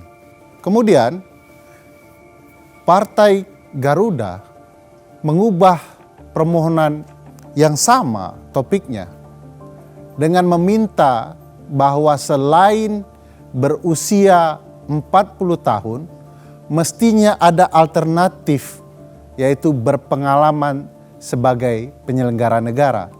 Permohonan mereka dimasukkan tanggal 2 Mei. Tanggal 5 Mei, seingat saya, ada 5 kepala daerah juga masuk. dengan logika yang kurang lebih sama. Tetapi bedanya adalah mereka sekaligus berpengalaman sebagai penyelenggara negara karena mereka adalah 5 kepala daerah yang sudah menjabat atau sedang menjabat di pemerintah daerah. Tidak lama kemudian, sebenarnya rentangnya cukup jauh sebenarnya, sekitar 3 bulan kemudian, ada Almas Sakibiru yang memasukkan permohonan baru dengan bahasa bahwa seorang yang bisa dicalonkan sebagai presiden atau wakil presiden itu sekurang-kurangnya harus berpengalaman sebagai kepala daerah. Tanggal 29 Agustus, sidang terakhir permohonan PSI, Partai Garuda, dan 5 kepala daerah dilangsungkan oleh Mahkamah Konstitusi. Dan saya ingat betul pada hari itu saya hadir di ruang sidang sebagai ahli untuk salah satu pihak terkait. Orang sering bilang saksi ahli, tapi yang benar ahli. Saya hadir dalam sidang, menyampaikan pandangan saya, dan waktu itu sebagai ahli biasanya ada dialog dengan para hakim dan semua yang ada di situ yang formal. Sebenarnya terbaca bahwa hakim-hakim punya indikasi akan menolak 3 permohonan ini. Karena mereka melihat, dan ini baik secara umum, bahwa masalah syarat kepala daerah itu bukan wewenang Mahkamah Konstitusi, melainkan memang wewenang pembentuk undang-undang. Itu adalah sidang terakhir karena setelah itu biasanya akan ada penyerahan kesimpulan, kemudian rapat permusyawaratan hakim, kemudian putusan dibacakan. Kami masih menunggu-nunggu karena perkara ini tentu saja sangat menarik. Agak luput dari perhatian kami, ternyata pada 5 September ada pemeriksaan pendahuluan untuk permohonan Almas. Dan setelah itu, seperti normalnya prosedur di Mahkamah Konstitusi, ada perbaikan permohonan dari Almas. Kita bisa geser ke tanggal berikutnya pada 12 September. Almas memperbaiki permohonannya, kira-kira begini konstruksinya. Tetap 40 tahun sebagai syarat dalam pasal 169 huruf Q Undang-Undang 7 2017 itu, kemudian ditambahkan atau jadi alternatif atau berpengalaman sebagai kepala daerah baik di tingkat provinsi maupun kabupaten _kota. Berubah artinya ya, dari awalnya hanya kepala daerah, dia kemudian lebih menjelaskan bahwa bukan hanya kepala daerah di tingkat provinsi maupun juga kepala daerah di tingkat kabupaten kota. 19 September, kalau kita ingat, RPH pertama atau rapat permusyawaratan hakim pertama itu dilakukan untuk gelombang pertama permohonan. Gelombang pertama itu adalah PSI, lalu kemudian Partai Garuda, dan 5 kepala daerah. Dalam perkara itu, semua ditertolak. Ya. Dan luar biasanya, Anwar Usman tidak ikut RPH dengan alasan yang kemudian disebutkan bahwa dia menolak konflik kepentingan. Maju 2 hari kemudian adalah rapat permusyawaratan hakim pertama untuk permohonan Almas. Luar biasanya, kali ini Anwar Usman sudah masuk. Entah apakah dia sudah merasa konflik kepentingannya sudah tidak ada atau sakitnya sudah hilang. Tapi pada saat yang sama, Anwar Usman sudah ikut RPH di tanggal 21. Menariknya kembali, 8 hari setelah itu, di tanggal 29 September, terjadi peristiwa kunci dalam kasus ini. Almas Sakibiru, entah karena alasan apa, mencabut permohonannya. Sehari kemudian, permohonan Almas dimasukkan kembali. Padahal itu hari Sabtu, hari libur. Dan Ketua Mahkamah Konstitusi berkantor serta meminta panitera untuk masuk kerja. Biasanya kalau dicabut, bukannya dikeluarkan penetapan.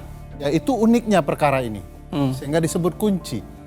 Seharusnya ketika penetapan atau pencabutan dilakukan, penetapan dikeluarkan, dilakukan pembacaan sidang penetapan pencabutan perkara. Anehnya itu tidak terjadi.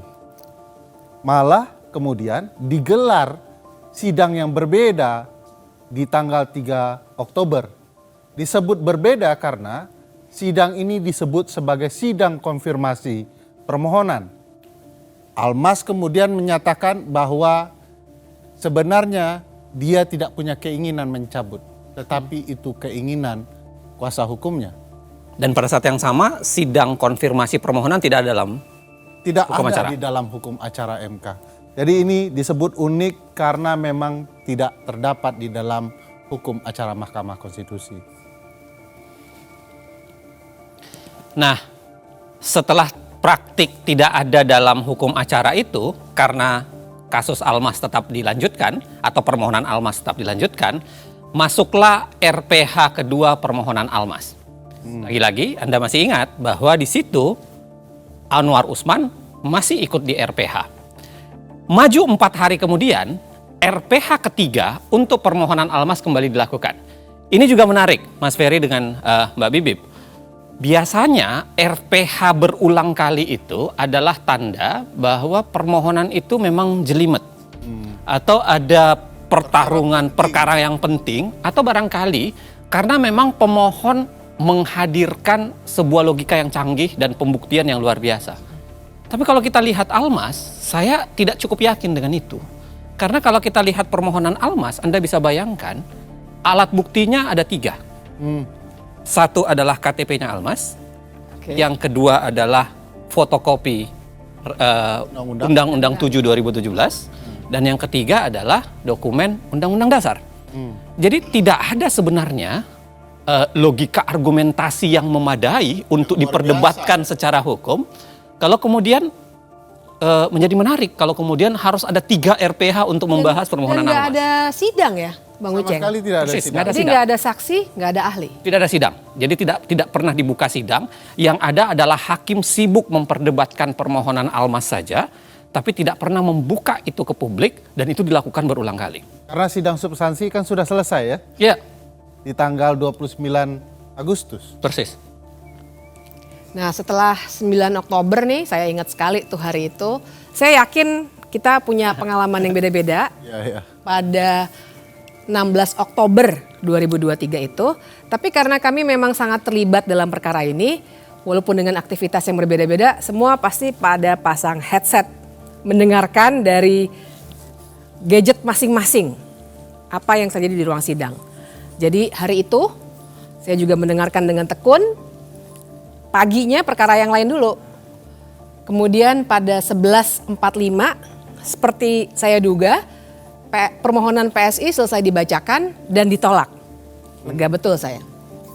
12.29 perkara kedua yang dimohonkan oleh Partai Garuda ditolak juga. Tambah lega saya. Kemudian yang ketiga 12.49 perkara ketiga selesai dibacakan juga ditolak. Ya.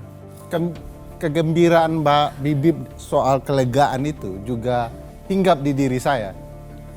Karena selesai istirahat, saya makan siang, bahagia, demokrasi Indonesia terselamatkan, saking bahagianya tertidur. Nah, di sini momen krusial yang dikerjain oleh MK itu. Di hari-hari yang sama ini saya ingat saya berangkat dari Jogja pagi. Karena memang ada acara di Jakarta, ada beberapa acara di Jakarta. Dan sebuah koran nasional itu minta saya nulis soal putusan ini. Makanya kenapa kemudian di bandara saya mendengarkan, lalu kemudian begitu nyampe di Jakarta, sudah istirahat makan siang, saya tahu putusannya, tapi saya mendengarkan kembali melalui siaran ke belakangnya gitu, dari siaran YouTube. Dan ya saya persis bayangan saya sebenarnya permohonan ini ditolak. Hanya saja saya agak khawatir sebenarnya. Ini nggak sepenuhnya saya merasa gembira. Karena saya kasih bocoran aja. Jadi beberapa hari sebelumnya ada 2 peristiwa sebenarnya yang membuat saya agak khawatir. Yang pertama adalah karena di sebuah podcast ada seorang politisi yang bercerita dengan lantang bahwa putusan ini akan berubah dengan ya agak mirip dengan permohonannya Almas. Sebut yang saja terakhir. Bambang Pacul. Ya, dalam sebuah podcast. Dan yang kedua, bocoran ini sebenarnya sudah keluar di kalangan wartawan. Jadi beberapa wartawan itu sudah mulai bercerita bahwa permohonan ini akan dikabulkan dengan alasan yang agak mirip Almas. Itu yang membuat saya, walaupun ini semua ditolak, saya tetap merasa was-was bahwa jangan-jangan terjadi arus balik di pasca makan siang. Ya. Gitu. Nah, kebahagiaannya Ferry itu sebenarnya beralasan sih. Karena kan memang kita nih yang biasa mengamati, menganalisis putusan-putusan MK, paham bahwa biasanya kecenderungannya kalau ada satu perkara yang objeknya sama, kecenderungannya akan sama karena satu blok begitu ya. Nah, tapi waktu itu saya ingat betul di jadwal sidang memang tertera hari itu akan diputus banyak putusan, tidak hanya 3. Nah, jadi waktu siang itu Ferry lagi tidur, ada tuh wartawan yang nanya, "Mbak, komentar dong mengenai putusan yang sudah keluar nih, bagus-bagus ya Mbak ya?" Nah, saya tahu ada beberapa guru besar yang sudah berkomentar membahagiakan, tapi saya bilang sama wartawan itu, "Nanti deh, saya merasa ada sesuatu yang akan berbeda setelah makan siang. Saya hanya mau diwawancara setelah semua putusan hari ini dibacakan." Ferry masih tidur ya? Terjadilah, masih tidur. Karena logikanya kan memang putusan yang sama materinya. Kalau ini sudah ditolak, runtutannya kalau tidak ditolak ya anggap tidak dapat diterima. Basis penolakannya apa nih? Seingat saya kan basis penolakannya adalah beda-beda ya. Ya, tapi pada dasarnya mereka mengatakan bahwa ini adalah open legal policy. Ya kan, satu tuh. Terhadap permohonan Garuda dan 5 kepala daerah ditolaknya, salah satu alasannya mengatakan karena penyelenggara negara itu terlalu luas. Ya kan, tidak ada sambungannya untuk kemudian mengatakan semua penyelenggara negara bisa diterima untuk menjadi presiden. Penyelenggara negara appointed officials juga termasuk yang ditunjuk, Ya, bukan betul. hanya yang dipilih kan. Bukan hanya dipilih. Nah, ada juga seingat saya Pak Suhartoyo konsisten untuk kemudian menolak semua jenis dengan alasan bahwa ini harusnya NO. Ya, need on kelar, tidak dapat diterima karena seharusnya bukan perkara di Mahkamah Konstitusi atau seharusnya ini bagian dari open legal policy. Nah, ada satu yang menarik karena ada nama Guntur Hamzah. Karena di 3 permohonan ini Guntur Hamzah itu secara konsisten menerima semua permohonan. Jadi dia mengabulkan permohonan PSI, mengabulkan permohonan Garuda, bahkan mengabulkan juga permohonan 5 kepala daerah. Nah, jadi istirahat makan, siang-siang itu kami semua di tempat masing-masing juga makan. Setelah selesai, saya di suatu acara nih. Masih mendengarkan terus walaupun sebenarnya acara diskusi. Tapi saya ingat betul teman-teman yang dalam satu acara bilang ke saya, "Mbak Bibip kok mukanya berubah?" Karena ternyata jam 15.27 putusan Almas selesai dibacakan dan dikabulkan. Ternyata sekarang orang yang jabatannya masih menjadi wali kota walaupun hanya 2 tahun bisa menjadi calon wakil presiden. Padahal masa jabatan itu harusnya 2,5 tahun ya. Betul. Jadi sebabnya muncul kata sedang itu ya. Ya, jadi di sini sebenarnya yang menarik. Karena ternyata kita tadi sudah lihat sama-sama permohonan Almas sebenarnya bunyinya lihat di 12 September tuh. Berpengalaman sebagai kepala daerah baik di tingkat provinsi maupun kabupaten kota. Tapi ternyata waktu dikabulkan amar putusannya berubah menjadi pernah garis miring sedang menduduki jabatan yang dipilih melalui pemilu. Ini pun sebenarnya agak aneh ya. Kalau dilihat dari praktik Mahkamah Konstitusi harusnya dia sedikit banyak agak terikat dengan permohonan. Tapi ketika dia berbeda dari permohonan itu kan secara teori ketatanegaraan biasa perdebatannya banyak. Misalnya soal ultra petita dan lain-lain sebagainya. Tapi saya kira apapun itu ya berapa hari kemudian Gibran mendaftar. Tapi saya kan masih tidur itu ya. Jadi tiba-tiba ada senior. Oh iya, dibanguninnya gimana tuh? Dibangunin oleh senior dikatakan Gibran diperbolehkan mencalon. Saya sedikit marah dan sampai mengatakan saya gugat Anda nanti. Karena Anda mengganggu mimpi saya soal betapa indahnya demokrasi di Indonesia. Sekarang setelah terbangun rasa-rasanya demokrasi jadi kian buruk. Tak lama kemudian 25 Oktober pasangan Prabowo Gibran mendaftar ke KPU.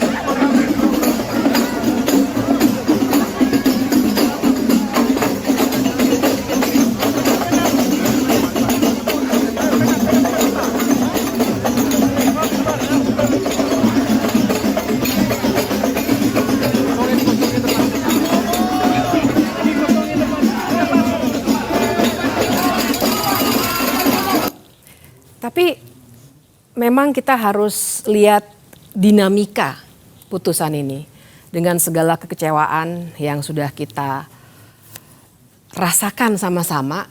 Kita bisa melihat ada apa sebenarnya di balik putusan nomor 90 itu. Kalau digambarkan secara luas kira-kira kan seperti ini. Ada 9 orang hakim Mahkamah Konstitusi. Kita lihat dulu dari yang mengabulkan. Ada 3 orang yang mengabulkan di sini. Anwar Usman, Ketua Mahkamah Konstitusi yang juga paman Gibran. Guntur Hamzah, yang tadi sudah diceritakan konsistensinya. Kemudian yang ketiga ada Manahan Sitompul. Kemudian di ujungnya, karena dia sangat bertolak belakang, ada 4 orang yang menolak atau sering kita kenal dengan memberikan dissenting opinion atau pendapat berbeda. Ada Saldi Isra, ada Arief Hidayat, ada Wahidudin Adams, dan ada Soehartoyo. Dan mengabulkan di sini sebenarnya maknanya adalah jadinya Gibran yang masih menduduki jabatan sebagai wali kota menjadi berhak untuk dicalonkan sebagai calon wakil presiden. Sedangkan yang menyatakan pendapat berbeda pada intinya bilang ini seharusnya ditolak karena memang bukan kewenangan dari Mahkamah Konstitusi seperti yang tadi sudah kita diskusikan. Tapi jangan lupa, Kim MK, berarti 4 dissenting ini adalah konsisten dengan posisi di permohonan PSI, Garuda dan 5 kepala daerah. Betul. Mereka sama-sama mereka menolak semua kan dengan alasan yang sama dan mereka konsisten dengan menolak sehingga dimasukkan di dissenting itu. Iya, mereka sebenarnya konsisten, tapi tersisa 2 nih. Dan ini yang menarik, karena yang 2 ada di tengah-tengah, yaitu Eni Nurbaningsih dan Daniel Yusmik. Mereka menyampaikan pendapat yang sering kita namakan concurring opinion. Secara teoretik itu artinya pendapatnya alasan mereka memberikan alasan yang berbeda, walaupun kesimpulannya sama dengan mayoritas putusan. Nah, jadi dengan gambaran ini perlu saya jelaskan sedikit ngomong-ngomong bahwa perbedaannya ada di mana. Yang mengabulkan bilang bahwa semua jabatan yang dipilih melalui pemilu, termasuk di situ gubernur, wali kota, bupati, bisa mencalonkan diri sebagai calon wakil presiden. Sementara Eni Nurbaningsih dan Daniel Yusmik sebenarnya bilang nggak bisa, hanya sampai batas gubernur yang bisa mencalonkan diri sebagai calon wakil presiden dan calon presiden. Nah, dengan gambaran seperti itu kan harusnya pendapat yang sifatnya concurring itu lebih dekat kepada pendapat yang menolak. Karena mereka sebenarnya tidak setuju dengan jabatan wali kota, tidak seluas itu. Tapi ternyata yang diputuskan, mereka yang berpendapat berbeda dikelompokkan ke dalam kelompok yang mengabulkan. Nah, di sini sebenarnya ada beberapa pertimbangan yang menarik dan saya perlu garis bawahi bahwa mereka berhenti di level gubernur. Sementara putusan mengabulkan untuk semua jabatan yang dipilih melalui pemilu. Izin, Saya mau jelaskan ya, saya mau coba menggambarkan betapa pergeseran-pergeseran para hakim ini. Saya boleh ya, saya pakai gambaran secara sederhana ya, untuk menggambarkan bahwa ini menarik melihat pergeseran hakim per hakim ya dalam putusan ini. Nah, jadi gini ya, tadi kan digambarkan oleh Bibip bahwa sebenarnya ada dua keterbelahan. Ya, ada keterbelahan atau beginilah kita gambarkan bahwa terjadi perbedaan antara kita sebut aja gelombang pramakan siang sama pasca makan siang. Ya. Jadi pramakan siang adalah putusan-putusan perkara selain 3 putusan perkara para partai itu, dan pasca makan siang adalah kita spesifikkan saja ke putusan Almas. Nah, kalau kita lihat pas pramakan siang ya, sebenarnya komposisi hakim itu menarik untuk kita lihat. Kita buat satu gambaran bahwa ini adalah hakim-hakim yang langsung menolak permohonan. Ya, jadi ada 7 hakim di dalamnya. Ada Saldi Isra, ada Eni Nurbaningsi, ada Daniel Yusmik, ada Manahan Sitompul, ada Suhartoyo, ada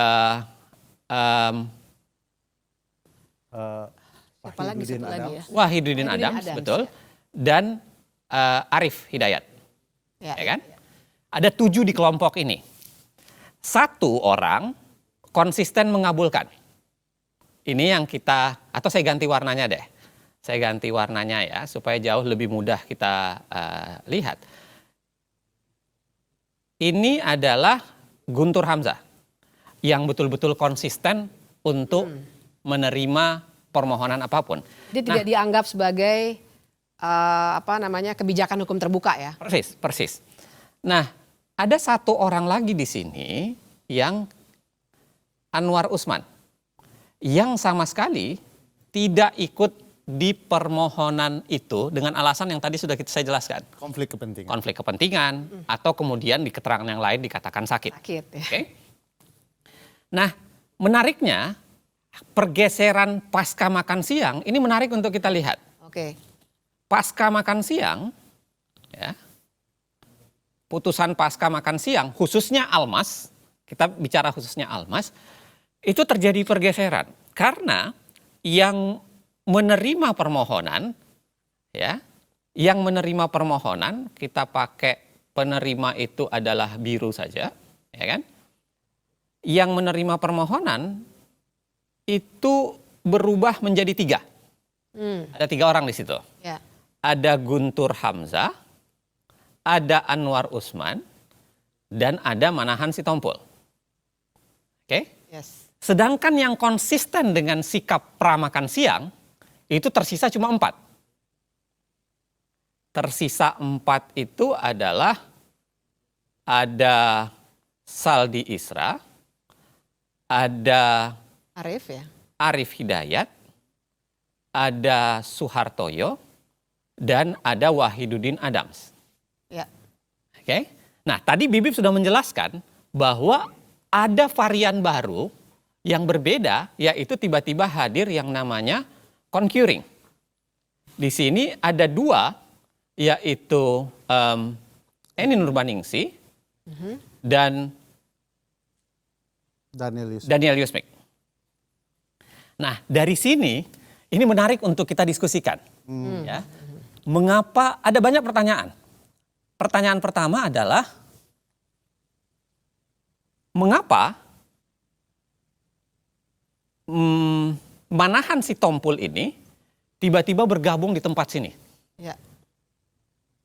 Ini yang banyak dibahasakan termasuk dalam putusan MK-MK. Jangan-jangan ini adalah hasil dari proses lobby-lobby. Karena kan putusan MK-MK menyatakan ada hakim lain yang masuk ke ruangan hakim lain untuk kemudian saling berbicara. Ya. Itu keanehan pertama. Keanehan kedua adalah Anwar Usman yang tiba-tiba ikut gabung berbeda dengan kasus dengan yang lain. Ya. Kalau ini kita sebut keanehan pertama, ini keanehan kedua. Oke? Keanehan ketiga adalah misteri pergeseran dua orang yang awalnya di sini adalah menolak dengan alasan yang dikembangkan. Ya, tadi Bibi sudah menjelaskan bahwa dia menjadi concurring, padahal concurringnya itu kalau kita baca, Eni termasuk menjelaskan cukup detail. Dia mengatakan, ya kenapa hanya gubernur yang boleh diterima dan berbeda dengan isi putusan, karena gubernur itu adalah wakil pemerintahan pusat di daerah. Sehingga gubernur itu seakan-akan adalah ada bau-bau pusatnya. Menjadi gubernur itu dekat dengan pemerintahan pusat dalam tanda kutip. Itu dibuat dalam putusannya concurringnya Eni.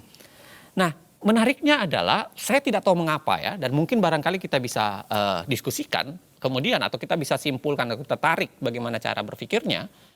Mengapa Eni Nurbaningsih dan Daniel Yusmik memilih untuk concurring dan pada saat yang sama dia memilih untuk digabungkan di dalam putusan yang mayoritas 5 ini. Tadi Bibi sudah menjelaskan. Harusnya kalau komposisinya adalah dia bergabung dengan yang seperti ini, karena memang ini lebih pengelompokannya lebih dekat, harusnya putusannya menjadi 6-3. 6-3 ya. Ada juga pertanyaan Bang, kalau boleh bertanya.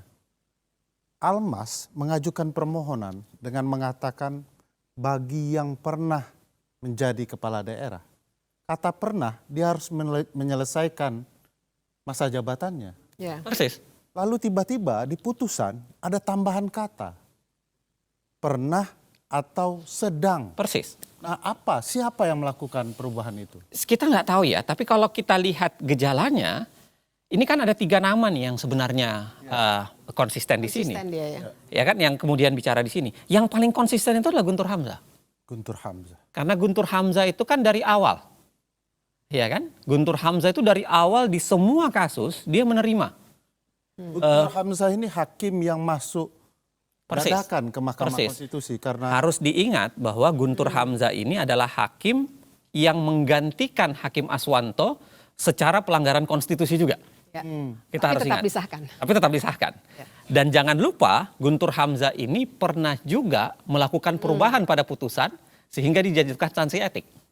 Ya. Dan dia dulu adalah Sekretaris Jenderal Mahkamah Konstitusi. Persis. Nah,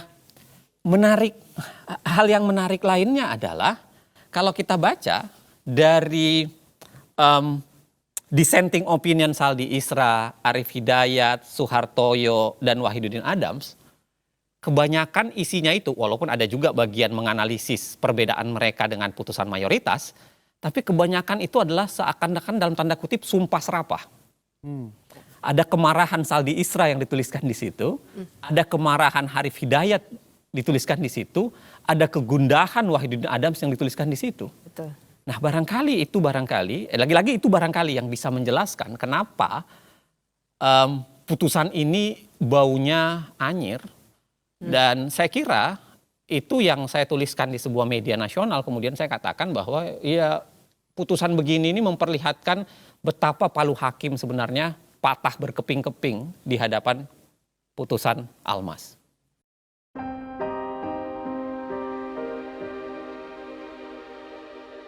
Semua rencana ini tidak didesain dalam semalam, juga tidak didesain sendirian. Sebagian besar rencana kecurangan yang terstruktur, sistematis, dan masif untuk mengakali pemilu ini sebenarnya disusun bersama dengan pihak-pihak lain. Mereka adalah kekuatan yang selama 10 tahun terakhir berkuasa bersama. Persaingan politik dan perebutan kekuasaan, desain kecurangan yang sudah disusun bareng-bareng ini akhirnya jatuh ke tangan satu pihak, yakni pihak yang sedang memegang kunci kekuasaan di mana ia dapat menggerakkan aparatur dan anggaran. Tapi sebenarnya ini bukan rencana atau desain yang hebat-hebat amat. Skenario seperti ini dilakukan oleh rezim-rezim sebelumnya, di banyak negara, dan sepanjang sejarah. Karena itu untuk menyusun dan menjalankan skenario kotor seperti ini, tak perlu kepintaran atau kecerdasan. Yang diperlukan cuma 2, mental culas dan tahan malu.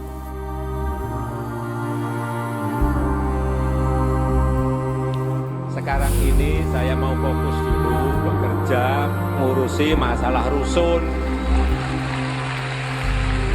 masalah monorail, masalah MRT, masalah kesenjangan tadi, masalah copet tadi, masalah-masalah itulah. Jadi saya yang paling kecil kayak Kaisang dia jualan pisang goreng, kemudian yang gede Gibran itu jualan martabak, ini yang Ayang sama suaminya mau jualan kopi, ya silakan lah. Mau terjun ke politik juga silakan, nggak tahu saya. Tanyakan aja ke anaknya langsung.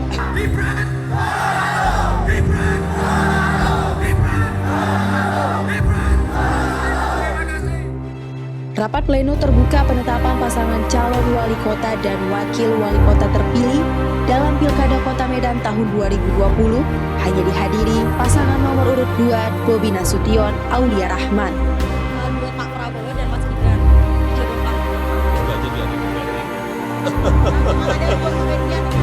Pertama umur, yang kedua baru 2 tahun aja. Wali kota. Saya tidak ada niat, tidak ada juga berminat menjadi presiden 3 periode. Jauh-jauh hari sebelum menjadi perdebatan berkepanjangan, Presiden sudah memberikan kode kuat soal cawe-cawe dalam pemilu 2024. Saya tahu dalamnya partai seperti apa, saya tahu. Partai-partai seperti apa, saya tahu. Ingin mereka menuju kemana, saya juga ngerti. Informasi yang saya terima komplit. Dari intelijen saya ada, BIN. Dari intelijen di Polri ada, BIK. Dari intelijen di TNI saya punya, BAIS. Dan informasi-informasi di luar itu. Angka, data, survei, semuanya ada.